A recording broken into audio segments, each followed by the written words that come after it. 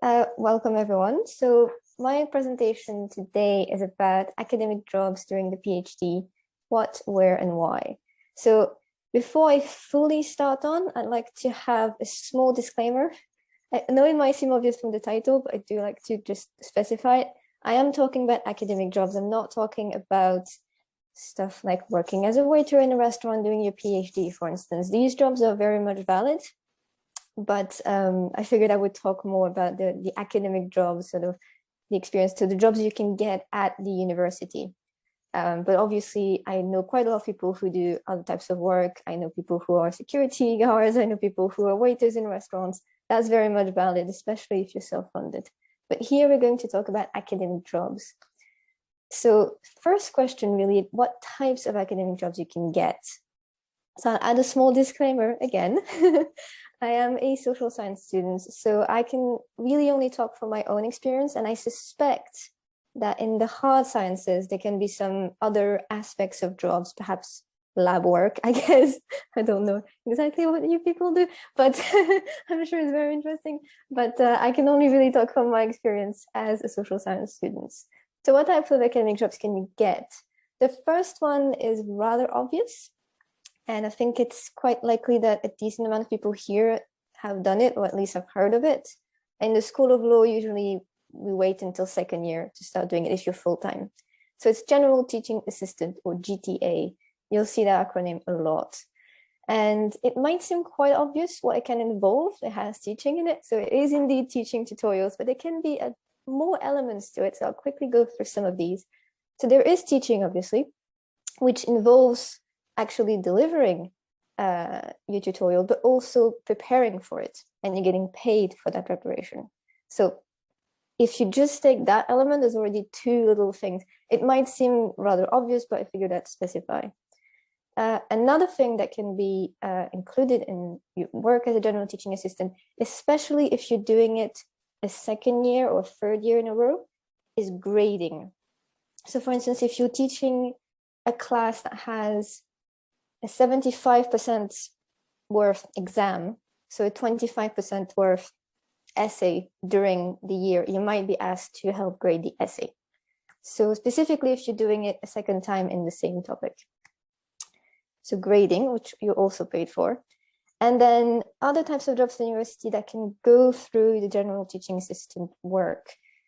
To make it a bit clearer, this year and last year, exams had to be organized online, which is obviously a whole new wealth of administrative issues.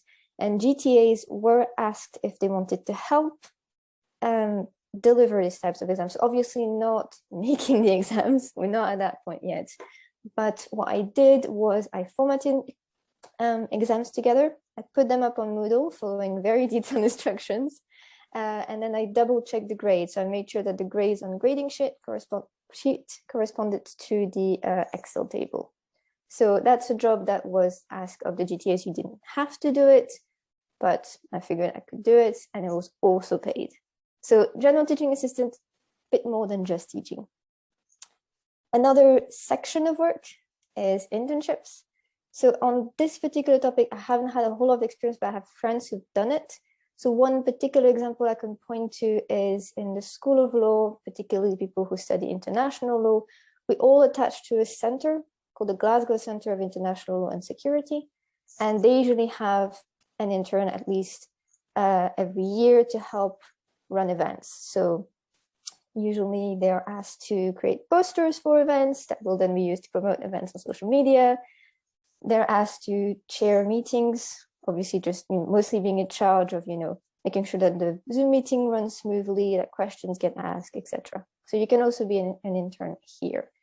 And the final one is one I'm going to spend a bit more time on, and it's research assistant. And the reason why I'm going to spend a bit more time on this one is because it can really gather quite a lot of things under this particular title. So first of all, you can be a long-term research assistant and you can be a short-term research assistant. So what does a research assistant do? And that really depends on what you asked, basically. But I have been a research assistant who did translation work, editing work, So I've helped slightly edit like chapters of books, for instance. You can do what is slightly more straightforward research work. So I've added the example of looking through the university library about a specific topic. I was asked this summer to look through the university library for any article written about a specific General Assembly resolution and just compile them, basically. Title, abstract, very easy. As a long-term research assistant, so that's a research assistant that is, in my case, attached to a long-term project. The project is about 2.5 years and might get an extension because of COVID. I am maintaining a website. I did not create the website, but I am maintaining it. So uploading pages and posts and everything, as well as organizing events, which is right now mostly through Zoom and other various admin tasks.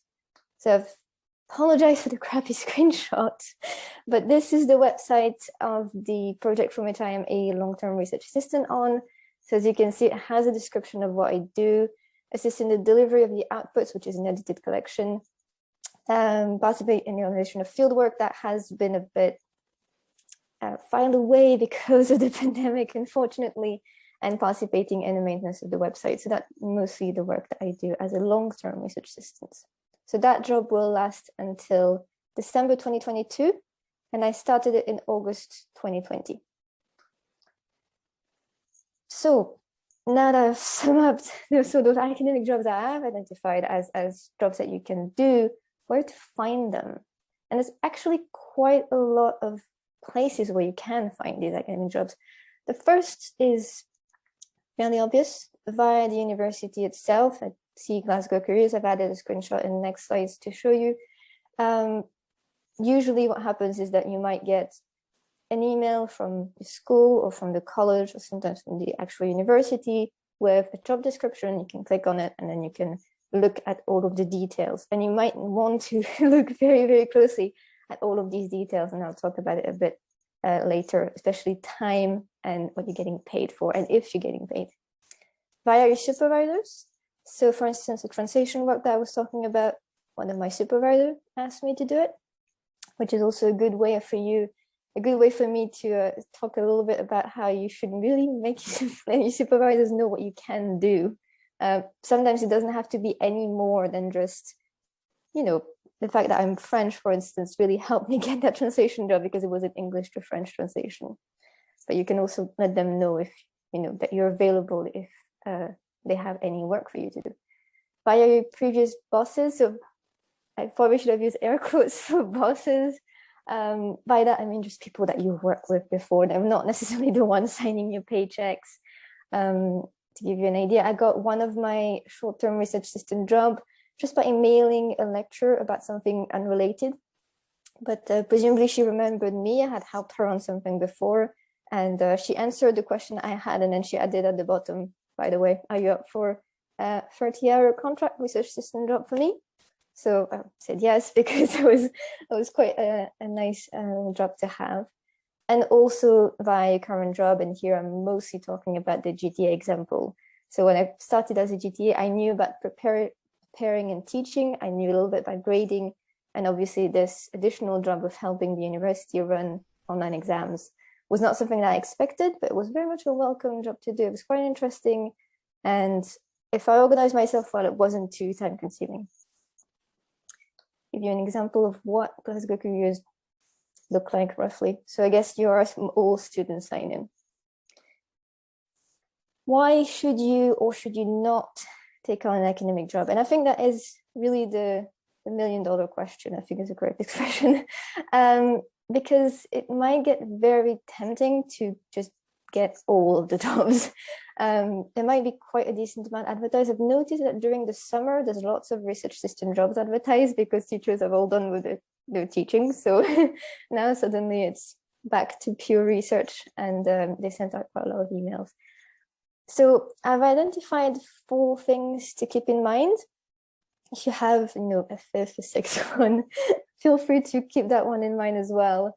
But these are the 4 things that I've identified and that I always keep in the back of my mind whenever I see a job advertised. The first is time, which is rather obvious, but it's whether or not you actually have the time to do the job. So if it's a long-time project, for instance, can you really get involved in that project? Will you have enough time for it to do? For instance, the long-term research assistant project that I am on, it was mostly advertised to first-year PhD students because of the length of it. So that's one thing to take into account. You know, and this is one information that Glasgow Careers will have for you. So how many hours throughout the week?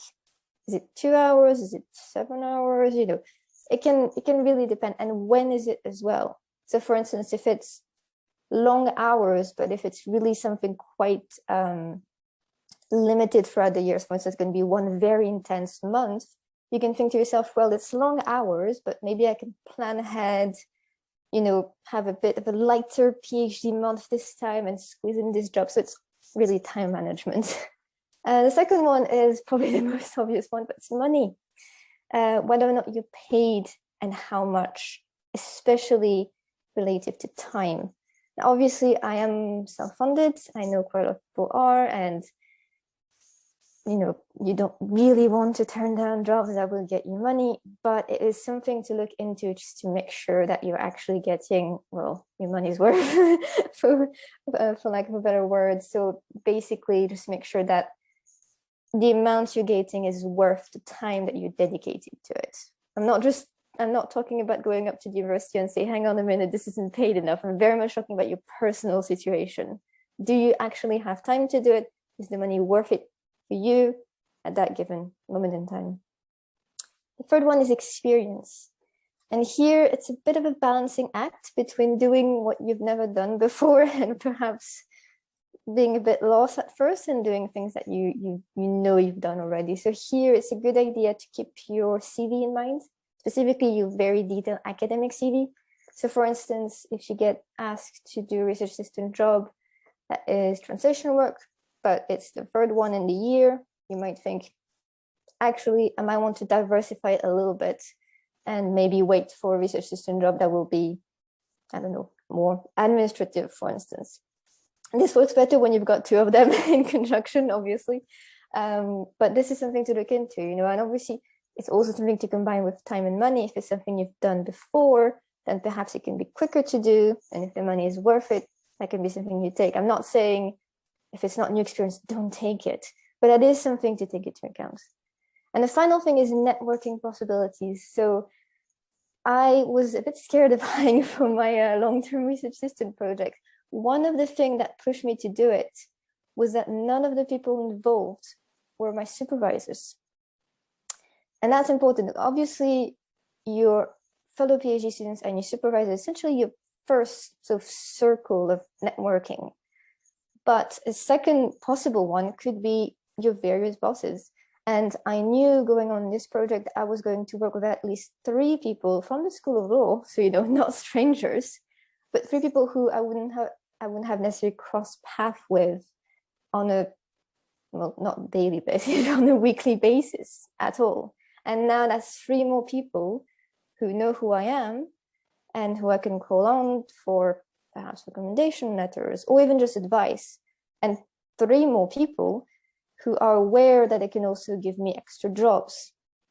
So for instance, one of the research assistant job I had was with one of these people who contacted me because she knew I was available and kind of knew my schedule as well and knew my interests. So if you can get work with someone that you don't previously know, that's also a good thing to keep in mind.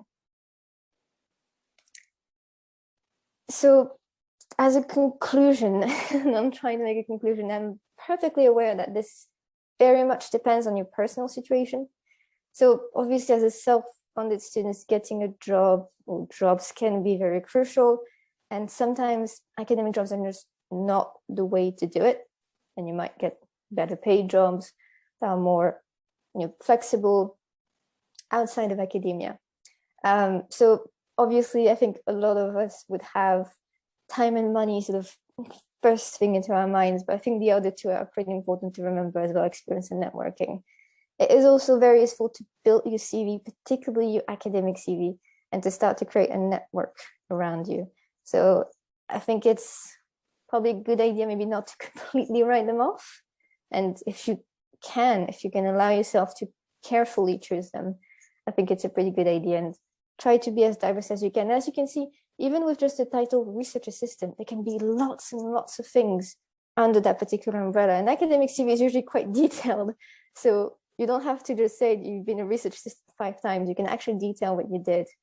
And if you can get diverse experience here, that can be pretty good. But it's not a decision that should be taken lightly, as it does take time and effort away from your PhD. So really, it's all a balancing act. But I think these 4 points are important to remember: time, money, experiences, and networking possibilities, so to speak. And that's the end. And I've caved and I've added a little effect for the end of the presentation. You'll have to forgive me, but I figured it was all red, so I'm just going to do a little curtain effect. Thank you very much for listening, and I'm available for questions.